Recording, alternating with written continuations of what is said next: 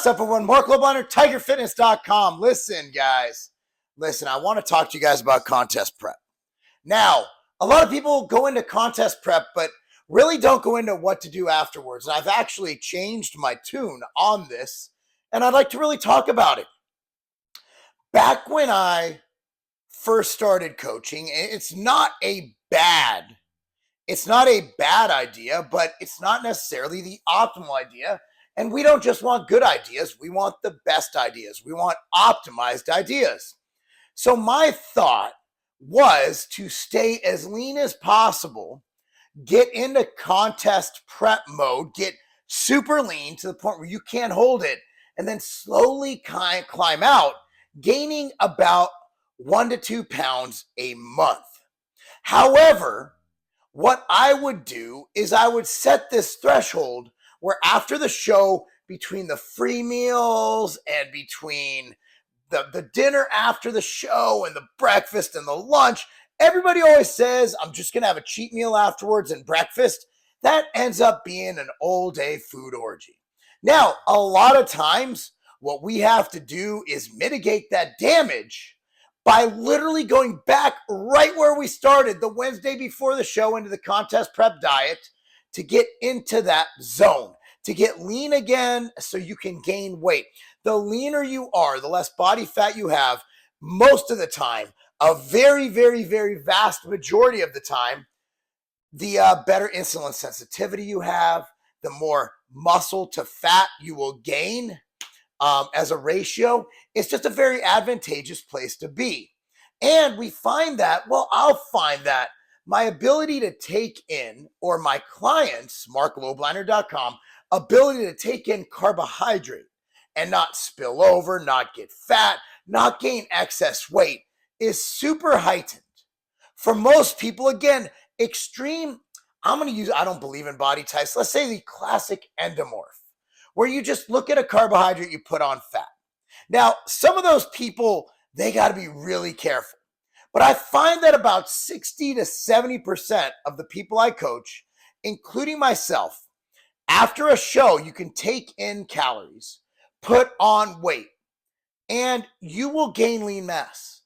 You will be in an advantageous place to take in calories, to train your butt off, and to gain lean mass versus gaining mostly fat. Now, I have seen people gain literally 40 pounds, not kidding you, 40 pounds of mostly fat and water in 2 weeks.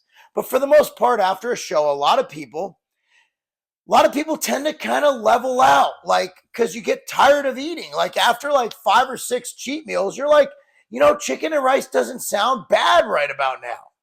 So what happens is we kind of hold ourselves back. So there's different things I want to go over in how I handle the timing after the show. The outright bar was created for my kids. My kids need a snack to eat during soccer tournaments, and also I wanted a bar for myself to eat pre-workout, post-workout, and also throughout the day. You want your outright bars right now. That's why we have a partnership going with the Vitamin Shop to make sure that we're in all 750 plus locations, providing the best price, the best service, the best people to give you the outright bar when and where you need it. So usually what I'll do, if you have a show the next week or within 4 weeks after that first show, by all means, get right back on that diet the Sunday after the Saturday show.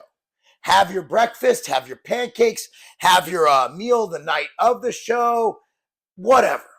But Sunday afternoon, we're getting right back on track because we got to be back on stage in our skivvies in about 1 to 4 weeks, depending on when it is.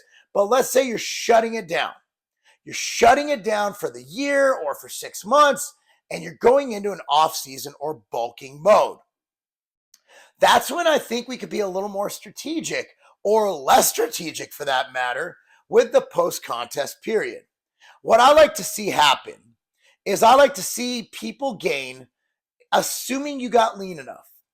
95% of people I see at shows, they really don't even need to have a cheat day. You didn't get lean enough.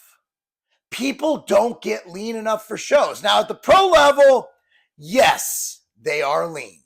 But let's say you go to a local show. Let's say you go to Tennessee State, the Knox, you go to Battle at the River, whatever it is. You'll see 3 to 4 guys in phenomenal shape. The rest of them are usually 6 to 12 weeks out shape. It is what it is. And it's not knocking anybody. It's just people don't get shredded. But let's say you got shredded. What should you do? Well, generally speaking, you have that free meal that will get you, or the free meals, let's say the Saturday and Sunday after the show, that should get you in a good place. For some people like myself, it's not enough. I actually lose weight due to the increased food. Most people will gain 5 to 10 pounds of water and fat. It is what it is, mostly water, but there's going to be fat there. Your body's holding on to whatever it can. So let's say you do that.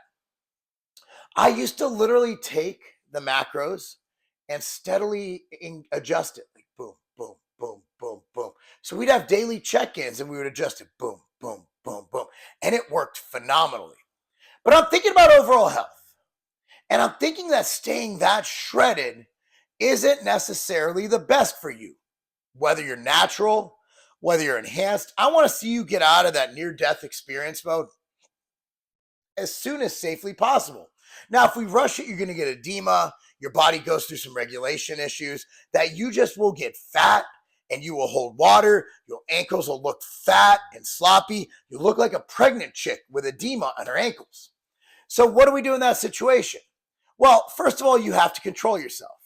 It's been said by many bodybuilders, you need to treat the off season like you treat the season, meaning that you need to increase your calories, you need to measure your food, and you need to seriously eat the right kinds of foods to get the results that you want, because in the off season is when the building is done. So you have all that to take into consideration. So what do I like to do? Well, let's say we're starting at, say we're at 50 grams of carbs, and let's say protein's at 1 gram per pound and fat's at 0.5 gram per pound, right? Immediately, I want to get those carbs up. So if you're at 50 grams, I'm going to jack them up to 175, 200 grams. I'm going to keep them up, but I'm not going to give you the week off of training. That's where people make a mistake. You're not that tired. Like, you're a bodybuilder. You're a physique athlete. You're not a boxer. You didn't just play an NFL season. You are a bodybuilder. You literally lift for about 45 to 80 minutes a day, sitting down between sets. We're not that hardcore. We're not exerting that much. So you get your show done. Maybe you take Sunday off. Maybe you don't. You go in and you start training and you start getting it in there. That'll increase your insulin sensitivity even more. But I want to get those calories up. I want to go from 50 grams of carbs. I want to triple those bitches. I want to get them up there. And I want to keep the fat and protein where they are, and we'll mess with those later. But I want to gauge it, and I want to keep the weight gain to between, depending on how lean you got. Again, that's the caveat. Did you get shredded? Between 5 and 15 to 20 pounds. I want that back on within 2 to 3 weeks. I want you to gain at least 10 pounds the first 3 weeks after the show. For some people like me, that was hard to do with my metabolism. But for most people, dude, they could probably gain 60 if they really tried. So I think that people kind of, they do one extreme or the other. The one guy goes from being in phenomenal shape and within a week looks like he's never worked out a day in his life, looks like he's never dieted a day in his life, gained a ton of weight because they just couldn't handle the emotional and physical ramifications of dieting down to that body fat. Then you have the other guy who's so scared to gain fat because they're so used to being that lean that they just and it's almost shortchanging you. It's the middle ground, right? So my recommendation, if you get done competing, take advantage of that leanness and that insulin sensitivity. While we do want to increase calories, we also want to keep a gauge on body fat, how we're looking and how we're feeling. We also don't want a sudden influx of bad, unhealthy foods or just calorically dense foods, because then you risk edema, which can risk heart issues. There's a lot of risk involved. Bodybuilding at a very advanced level is not healthy. It's not healthy. Any extreme sport is not healthy, and bodybuilding is an extreme sport, whether you're natural or you're enhanced, because you are putting your body into a state of survival and basically starvation. It's not good. It's just not good for you. It's not. It's a risk we take because we love what we do. We love doing what we can. We try to mitigate it as much as possible, but at the end of the day, getting that lean is not healthy. It's much healthier to be around 12 to 20% body fat, exercise, do your cardio, eat your fruits and veggies, lift your weights. You're in good shape. You get down to that contest prep level. I don't care if you've never touched a drug in your life. I don't care if you're on a gram of tren a day. You're still going to be unhealthy. All y'all are unhealthy. My goal is to mitigate this choice as much as possible. So I want to get your food back up. That doesn't mean eat more Little Debbie snack cakes and Taco Bell. That means I want you to go in there. I want you to bump up your calories, mainly your carbohydrate. I'm assuming that you have at least enough fat for your body to sustain. If you're at 0.3 to 0.5 grams of fat per pound of body weight, you're normally okay. If you're at a gram of protein per pound of body weight, you keep that there all year long. You don't even have to change it. But what I want you to is really focus on the carbohydrate. Okay, you need to increase those bad boys because you want to make gains. My guess is if you're competing, you're not doing the carnivore diet because it's very suboptimal to try and gain lean mass with no carbs in your diet. You're not doing the keto diet. Maybe you did for your show, but you're not doing it anymore. You want to pack on lean mass. It's going to be hard to pack on lean mass when you're at negative 2%. I'm sorry, when you're at even 6 or 7% body fat. Bump up the carbs. Take the 5 to 10 pounds. Again, it's different. If you weigh 120 pounds and you get on stage, you gain 5 pounds. You're really good. If you weigh 220 pounds and get on and you get on stage, you know, you need to gain more, like 10 to 15 pounds, right? It's all ratios. Like obviously 5 pounds for a 120 pounder is more than 10 pounds for a 220 pounder. Actually, it's about less, but whatever. You get the point. Basically, it's a correlative thing. So again, you want to get a little, I'm not talking about a lot. You want to get a little cushion for the pushing when you're done competing. That doesn't mean do it all in one day over the course of 1 to 2 weeks. Stabilize it. Once you're stable, once your body's figured out, you got a little bit of fat, not a lot. You can still see your abs, right? They're not as shredded. You can still see them. That's when it's time to start a legit bulk.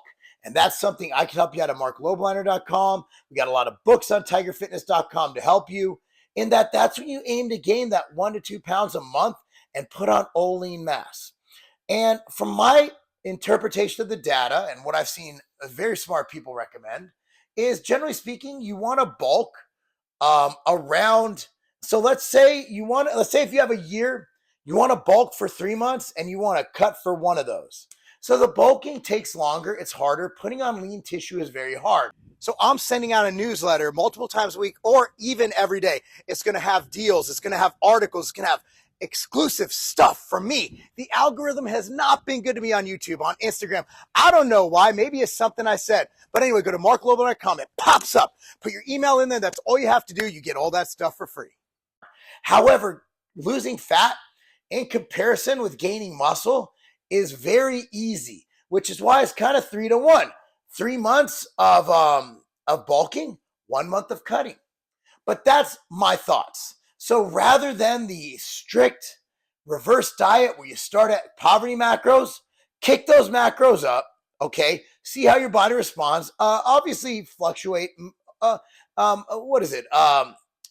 up or down, adjust them up or down, depending on if you're gaining too much or losing too much.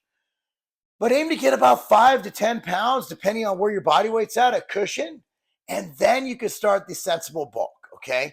And then if you compete again, that's when you start dieting, whatever you take, 12 to 20 weeks out.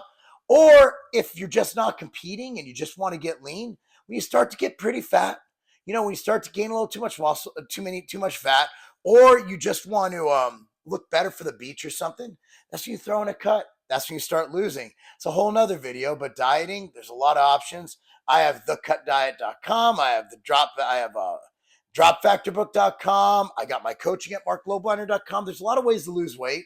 No way is better than the other. I think my ways are awesome, but there's other ways that work. But anyway, guys, that's my thoughts on it. Please let me know. Comment down below what your thoughts on the situation are. But that's how I like to get out of a diet. That is my reverse diet. That's not like my old reverse diet. So I haven't really changed much except allowing a little more leeway at the beginning. What are your thoughts? And be sure, if you buy any nutritional supplements, go to tigerfitness.com. Tigerfitness.com, that's my website. That's how I pay my bills. And I appreciate you guys watching. That's not a game.